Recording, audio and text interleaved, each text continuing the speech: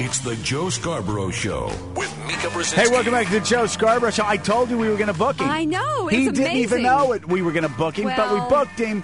Reverend Al Sharpton. I dragged him, forcibly brought him Actually, in I here. thought it was a little rude. You just sort of jumped out at him. I grabbed him. Yeah. Hauled him in here. Hold him in. Now he has no choice. And I thought I did it because I was strong. I found it was because he wanted to sit next to you. Hi, Reverend. Just How like are every you? other man I deal with. It's so morning, good to morning. see you. I will admit I watch Morning Joe, but I mood out his part. I watch you. Ooh. You mooed him out? Yeah, I of just course. hit the Yeah, you mute got to button. do it. Mute him out. You mute. I'm You going to gotta do try it. that. I need a mute button. You do. Okay, so, Reverend, we're going to talk about a couple things we agree on. All right. Because I attacked you over some things you said about Rush Right. Limbaugh. You said And we misrepresented. can disagree. We can disagree. That's right. But here are two things we agree on. One, arenas. You've taken a pretty courageous stand. A lot of civil rights leaders, a lot of people in the NBA don't like it, but you have come out and really given it to arenas and these guys that were carrying guns around in a locker room. I think that it is the height of hypocrisy to say that we want the kids to stop with gang violence and gun violence, and then you have, under any scenario, guns in the workplace, and we don't say something is wrong here. And my thing is not Arenas personally. I don't know him. I don't know Right. what happened. But when he admits he had guns there, that's wrong, and it should have been dealt with. I called the commissioner. I said, I don't want to talk about the particulars of the case, but I think you must have an investigation, and there must be some hard results either way. And we didn't discuss the case. And let me tell you something. I will say this publicly.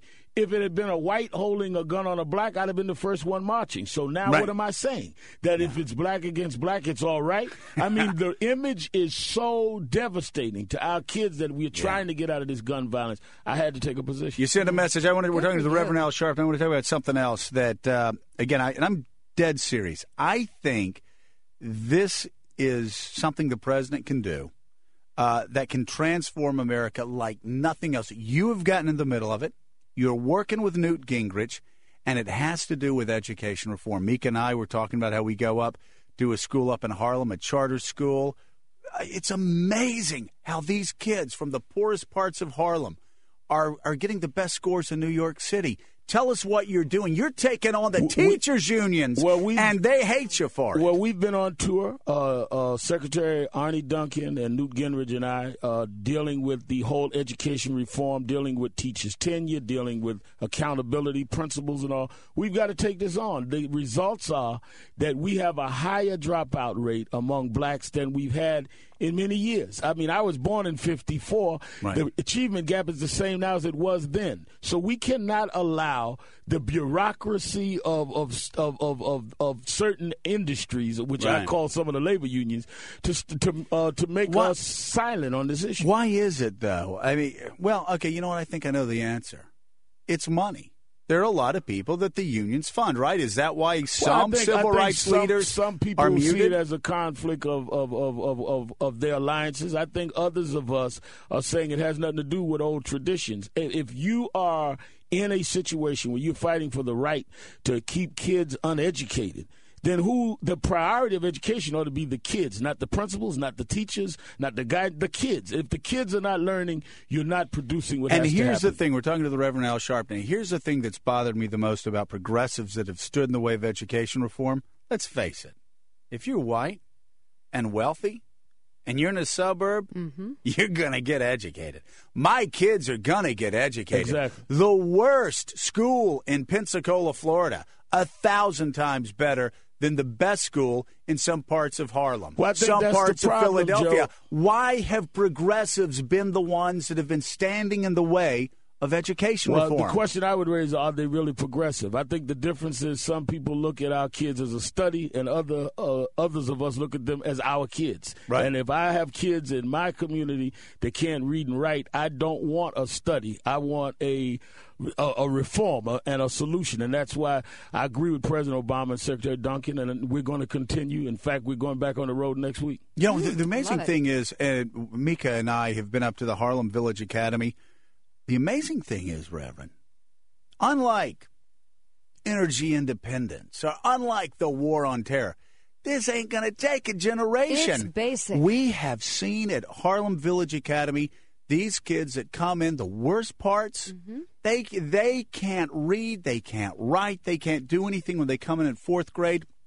by 8th grade, just this past year, 100% proficiency in math. It's an amazing story. That's a revolution. It really is. And also, it's basic. I mean, they create a environment in which the children have a structure and are required to act responsibly and respectfully. And you know what? For a lot of these kids who come from backgrounds that involve a lot of stress and difficulty and strains on their, but it gives them a home, it gives them a place and an opportunity to learn.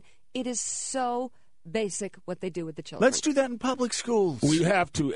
I say the new racism, the new bias is low expectations. Yes. Our progressive friends act like we can't learn. Like they pamper us, which is like saying we don't expect anything from you.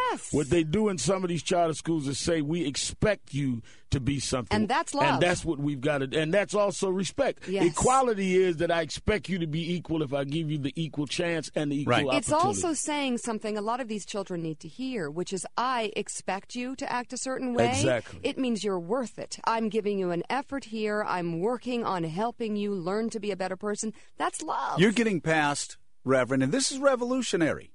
This really is, because there aren't a lot of progressive leaders out there that have done this. You are getting past the bigotry of low expectations. And that's the real bigotry.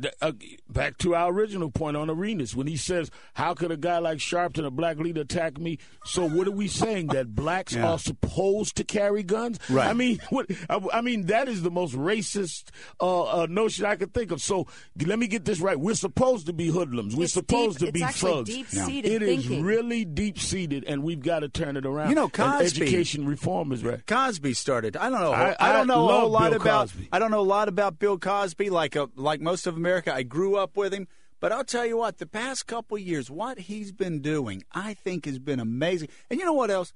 Bill Cosby, one of the great civil rights leaders of our time, because he brought middle-class values in an African-American family on TV. Listen, I love Good Times, right?